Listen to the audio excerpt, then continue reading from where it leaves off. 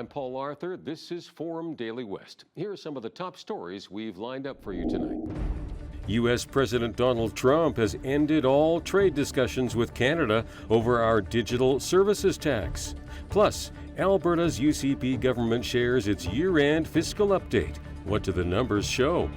And the wedding of Amazon billionaire Jeff Bezos in Venice is not going over well with locals and activists. Thanks for joining us.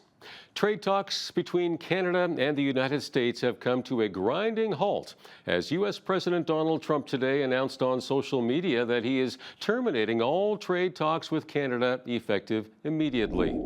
In the Post, Trump takes offense to Canada imposing a digital services tax on American companies, calling it a direct and blatant attack. Ottawa's plans to push ahead with a tax on big tech companies like Amazon, Google, and Meta will hit them with a 3% levy on revenue from Canadian users. The tax will apply retroactively, leaving American companies with a $2 billion U.S. bill on June 30th. Trump says Canada will know in the next 7 days what tariff it will pay to do business with the United States. Prime Minister Mark Carney says he did not speak with Trump before the U.S. president pulled the plug on trade talks. Meanwhile, Washington and Beijing have signed a trade agreement. U.S. Treasury Secretary Scott Bessent says the deal will make it easier for American firms to obtain magnets and rare earth minerals from China that are critical to manufacturing and microchip production. It comes after China retaliated against steep import tariffs imposed by the Trump administration on Chinese goods. China has also imposed tariffs on Canadian canola oil and meal, peas, and seafood in retaliation to Canadian levies on Chinese-made electric vehicles, steel, and aluminum. Prime Minister Mark Carney has previously said Ottawa is working to remove Chinese tariffs on these products. The Liberal government's major projects bill is now law after it made its way through the Senate at a brisk pace this week. Bill C-5 gives Ottawa the power to fast-track projects intended to boost the national economy by sidestepping environmental protections and other legislation. The word nation carries a much greater meaning.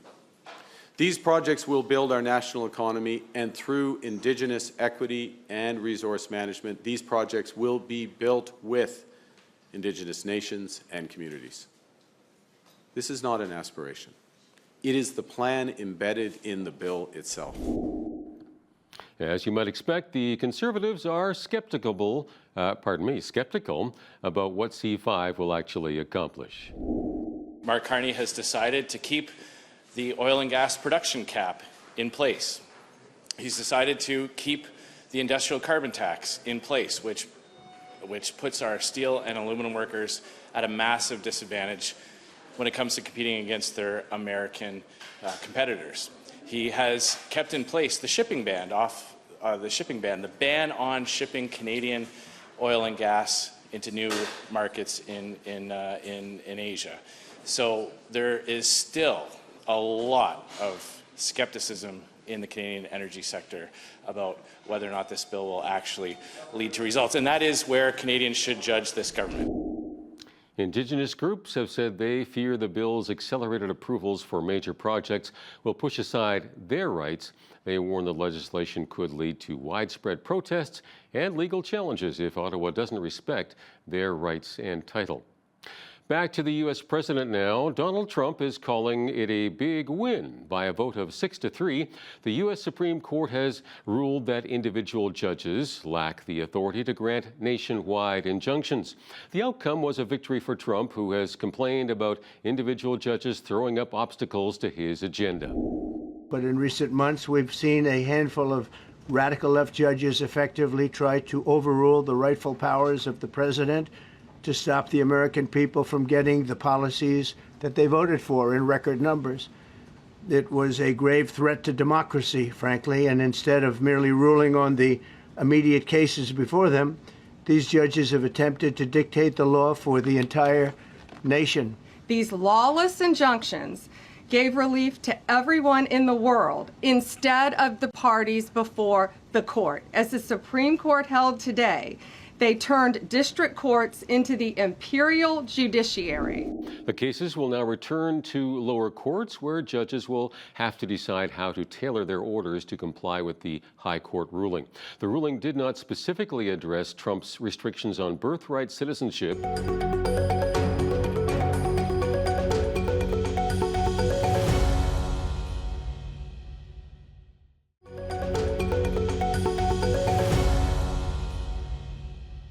Also today, a victory for parental rights, as the Supreme Court ruled that parents in a Maryland school district are allowed to opt their children out of LGBTQ+ education, citing concerns over religious freedom.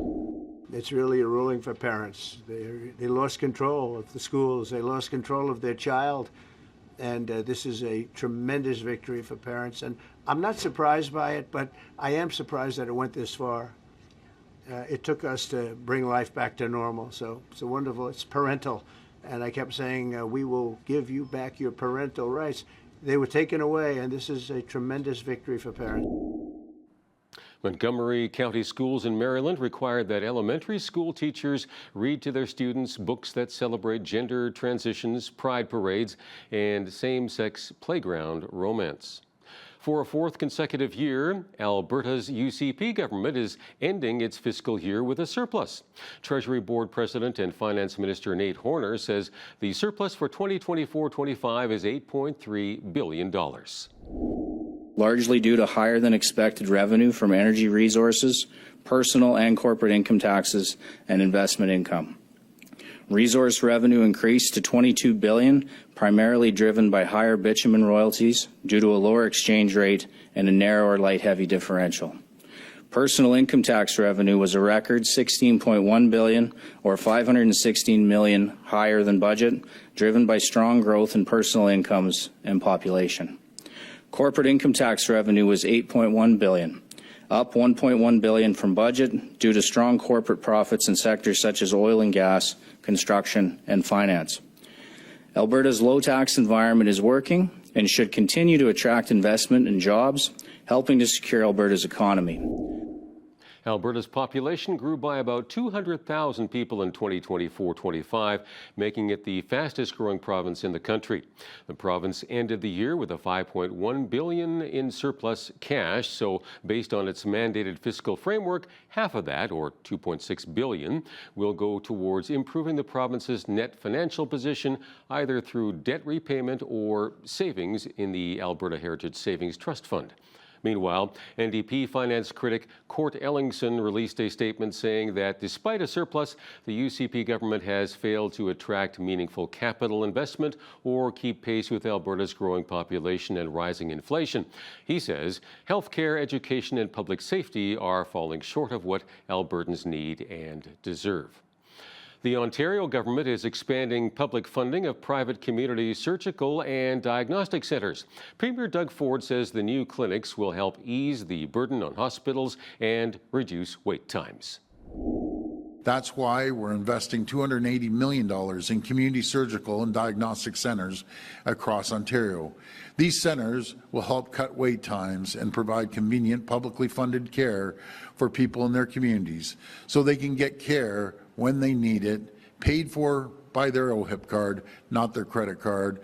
And as Mr. Schroeder was saying earlier, he wants to cover a vast area as far as Kingston, 25 hospitals, I think, as a backup hospital, because this is basically a hospital. What you built here is unbelievable. Today, as part of this funding, we are announcing a $155 million investment over 2 years to add 57 new community surgical and diagnostic centres across the province, licensed to deliver in-demand MRI and CT scans, as well as gastrointestinal and endoscopy services. The province says the new centres will serve more than 800,000 patients. The Quebec government is questioning the relevance of prayer rooms in public colleges. It says in a new report that prayer rooms are fueling a climate of radicalization and mistrust in the province's junior colleges, saying they make it harder for students to get along. The report is the result of an investigation of the 2 English-language junior colleges in Montreal following complaints that the conflict in the Middle East had created an unsafe climate on campus. And speaking of the Middle East, Lebanese state media is reporting civilian casualties after an Israeli attack on a residential apartment building in Nabatea.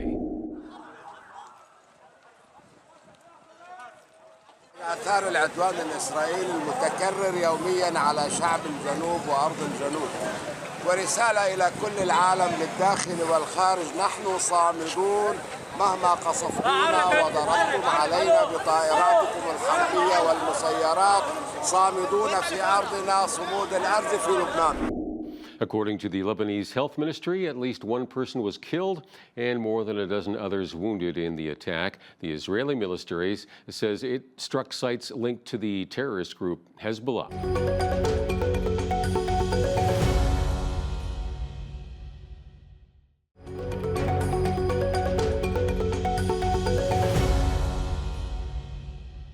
In local news, Lethbridge police are asking for your help to identify the suspect in a liquor store robbery. Thursday evening, just after 7 p.m., a man entered Ace Liquor along the 300 block of Blue Fox Boulevard North. The suspect brought some liquor to the front counter, then pulled out a knife and demanded cash and fled the store with the money. No one was injured. The suspect is described as a Caucasian male in his 40s or 50s, about 6 feet tall with a medium build. Anyone with information on this robbery can call police or Crime Stoppers. Lethbridge police have also charged a 35-year-old Lethbridge man in connection with a sexual assault and unlawfully entering a building. Police responded to a report on June 19th that a 50-year-old woman was sexually assaulted by her taxi driver after he took her home. The man allegedly called her numerous times after the incident and visited her home the same day, repeatedly knocking on the door. The woman called 911 out of fear for her safety. Sujipan Sathyan Anthan has been released from custody with conditions of no contact with the victim. Good news for residents and farmers along the Milk River in southern Alberta. The St. Mary Diversion Dam in Montana has restarted after more than a year since the siphons burst, preventing any substantial water flow from traveling through the Milk River. The siphons diverge water from the St. Mary River to the Milk River to provide irrigation water across Alberta and Montana. It burst open in June of last year, which tore through the hill and returned water back to the St. Mary River. Repairing the site cost $70 million, but was well ahead of schedule as water began flowing through the siphons by Wednesday. We're super excited about being at this moment. You know, the working collaboration between us, the Blackfeet tribe, the Joint Board, all the irrigators has been truly incredible. And to get to this point where we're running water and start to move water back down the Milk River is very exciting. And to be 3 months ahead of schedule, roughly, is even better. We're not able to transfer enough water to make a difference for this upcoming irrigation season, but it does allow us to get water in Fresno Reservoir, which is near Havre, and prep for next season to hopefully have a full irrigation next season. There's still a whole nother siphon to be replaced. So we replaced the St. Mary siphon, but the next project is Halls Coulee siphon, and that'll be replaced starting while the canal's running. And then come August 15th, we're going to shut off the canal and start building the inlet for the Halls Coulee siphon, because it's in the same age, same condition as the existing St. Mary siphon. And, you know, we saw what happened to that last year. We don't want to repeat in the upcoming years. The work to complete Halls Coulee will depend on the winter conditions and will finish anytime between the end of the year and early spring of 2026 in time for irrigation season. Residents in southern Alberta can expect to see the Milk River begin to fill up over the next couple of weeks and then dwindle again in mid-August. This year's Canada Day celebrations in Lethbridge will feature a little something for everyone. There are lots of events for locals and visitors to enjoy, many of them already taking place from today through Tuesday. Paul Kingsmith, Director of Event Development with the Lethbridge and District Exhibition, says this is the first time LDE has participated in Canada Day celebrations. We will have the entertainment stage, the food trucks that will be lining exhibition ways. And then in addition to that, we have the Agri-Food Hub and Trade Center will be open to expand it out a bit. It gives more room for the festival to breathe and to grow, gives room for more food trucks, more entertainment options. We know that we are expecting a large number, a little bit more open and spacious than it is inside the Henderson Park area. Inside the building is where we will have an additional bouncy castle. We know that the bouncy castles are always popular on Canada Day, along with some kids activities. We have over 25 food trucks coming. We're having our very first ever Lethbridge Night Market. Will take place on Saturday night. We have our traditional Saturday on Saturday morning. At the Agri-Food Hub and Trade Center is the Western Canada Rib Fest. And then capping it all off is the Rotary Dragon Boat races.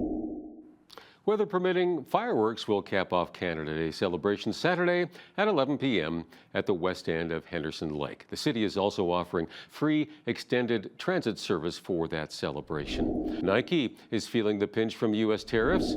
Its share price jumped as trading started today after the company announced a shift in some of its production away from Chinese facilities. The company also warned that tariffs imposed by the Trump administration will cost it about $1 billion before it makes internal changes. That means Nike will be introducing surgical price increases in the U.S. starting this fall.